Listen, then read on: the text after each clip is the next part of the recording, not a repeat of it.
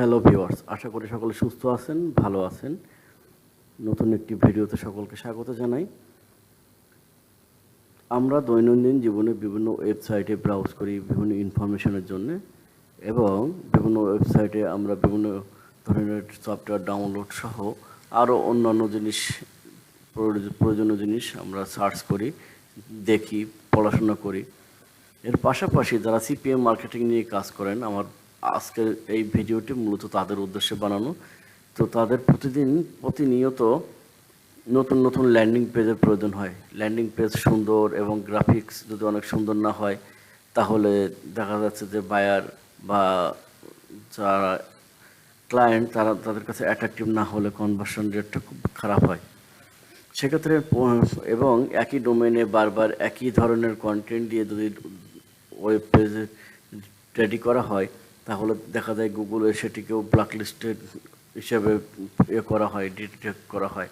তো সেই কারণে যারা সিপিএ নিয়ে কাজ করেন তারা প্রতিনিয়ত নতুন নতুন ল্যান্ডিং পেজ এবং নতুন নতুন গ্রাফিক্স দিয়ে নতুন নতুন সাইট তাদের তৈরি করা লাগে। এক্ষেত্রে অনেকেই এইচটিএমএল জানেন, অনেকেই জানেন না। পিএইচপি সিএসএস এর কথা অনেকেই হয়তো শুনেনও নাই, কিন্তু এই যে ডাইনামিক না হলেও স্ট্যাটিক ওয়েবসাইট হলেও চলে। এক্ষেত্রে 1 2 3 4টা পেজের ল্যান্ডিং পেজ বা সিঙ্গেল পেজের ল্যান্ডিং পেজ হলেও তাদের জন্য চলে। তো দেখা যাচ্ছে যে আপনি একটি ল্যান্ডিং পেজ ইউজ করেন, বা আপনার ফ্রেন্ড একজন বা অন্য পরিচিত কেউ একজন একটা ল্যান্ডিং পেজ ইউজ করে, তাহলে ওই ল্যান্ডিং পেজটা আপনি কীভাবে নিয়ে আসবেন? হয়তো সে আপনাকে কপি করার অনুমতি দিচ্ছে না, বা সে আপনাকে পেজের কন্টেন্টগুলো দিচ্ছে না। তাহলে সহজ উপায় আছে, রাইট বাটন ক্লিক করে যে কোনো ওয়েবসাইটে ভিউ সোর্সে দিয়ে ক্লিক করে প্রত্যেকটা পেজ ধরে ধরে এনে সে একইভাবে সিএসএস, তারপরে অন্যান্য যতগুলো ফর্ম বা পার্ট আছে সেগুলো কপি করে এনে লিঙ্কিং করা, সেটা অনেক কষ্টসাধ্য ব্যাপার। এবং যদি আপনি কন্টেন্টের ডিটেলস না বোঝেন, এইচটিএমএল সিএসএস না বোঝেন, তাহলে আপনার জন্য এডিট করা অনেক কষ্ট হয়ে যাবে। সো আজকের মেথডটাই এমন একটি মেথড, যে একটি সফটওয়্যার আছে, নাম হচ্ছে HTTrack, যেটি দিয়ে ইউজ করে আপনি খুব সহজে যে কোনো ওয়েবসাইট একদম ফুল কপি করে নিয়ে আসতে পারবেন, পাশাপাশি মিরর বেসড ওয়েবসাইট তৈরি করতে পারবেন। এই ভিডিওটির উদ্দেশ্য হচ্ছে আপনাদেরকে শেখানো, নট কারো ইন্টেলেকচুয়াল প্রপার্টি, কপিরাইট কোনো প্রপার্টি 2 নম্বরই করে কপি করে 2 নম্বর অন্য কারোর সাথে 2 নম্বরই করা, বা কারোর সাথে ধান্দাবাজি করা, এটি নয়। তো আর কথা না বাড়িয়ে আসল ভিডিওতে চলে আসি। আমি যে সফটওয়্যারটির কথা বলছি সেটি এখান থেকে ডাউনলোড করতে পারবেন, httrack.com। তারপরে এখানে গেলে ডাউনলোড থেকে এখানে উইন্ডোজ প্ল্যাটফর্মের জন্য এখানে দেওয়া আছে, অ্যান্ড্রয়েডের জন্য আছে, লিনাক্সের জন্য দেওয়া আছে। আপনি এখান থেকে দেখলে বুঝতে পারবেন। আমি উইন্ডোজ প্ল্যাটফর্মের জন্য যেটি দেওয়া আছে সেটি ডাউনলোড করেছি, অলরেডি ডাউনলোড করে ইনস্টল করেছি। তো ইনস্টল করার পরে এখন আমি সফটওয়্যারটি রান করার পরে কিভাবে যে কোনো একটি ওয়েবসাইট আমি কপি করব, কিভাবে করব সেটি আমি মনে করেন যে আমি দেখালাম। এখানে একটি প্রজেক্ট নেম দিলাম, প্রজেক্ট নেম দেওয়ার পরে কোথায় কপি হবে সেটি এখানে ফোল্ডার সিলেক্ট করে দিলাম। দেওয়ার পরে ওয়েবসাইট ইউআরএল দিতে হবে এখানে।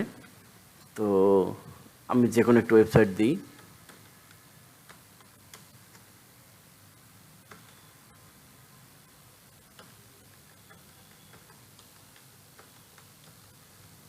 দিলাম এখানে একটি ওয়েবসাইটের নাম। দেওয়ার পরে নেক্সট দিয়ে ফিনিশ করলাম। এখন দেখেন এইখানে ওয়েবসাইটটি কপি হওয়ার পরে ডাউনলোড হবে। আমি আরেকটি ওয়েবসাইট দেখাই।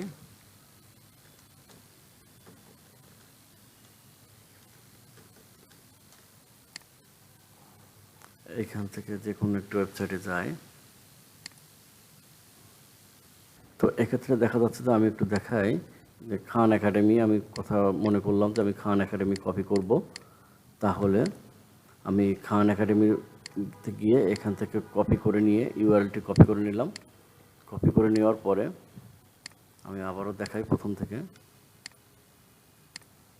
ফিনিশ, নেক্সট, এখানে প্রজেক্ট নেম দিতে হবে, প্রজেক্ট নেম দিলাম।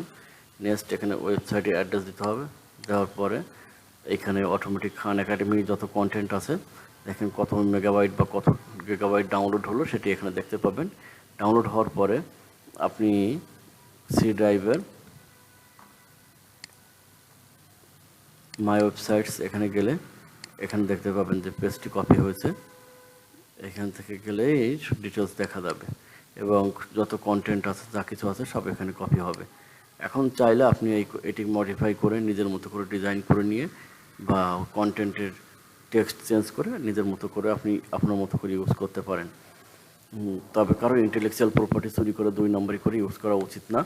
এই ভিডিওটি শুধুমাত্র শিক্ষণীয় পারপাসে, যে কোনো ওয়েবসাইট মিরর করার ক্ষেত্রে এই সফটওয়্যারটি খুব ভালো কাজে দেয়। তো সেখানেই আমার উদ্দেশ্য ছিল, আপনাদের পরিচিত করার উদ্দেশ্যই আমি ভিডিওটি বানিয়েছি। সো আশা করি এটি কেউ মিস ইউজ করবেন না। ধন্যবাদ সবাইকে, ভালো থাকবেন।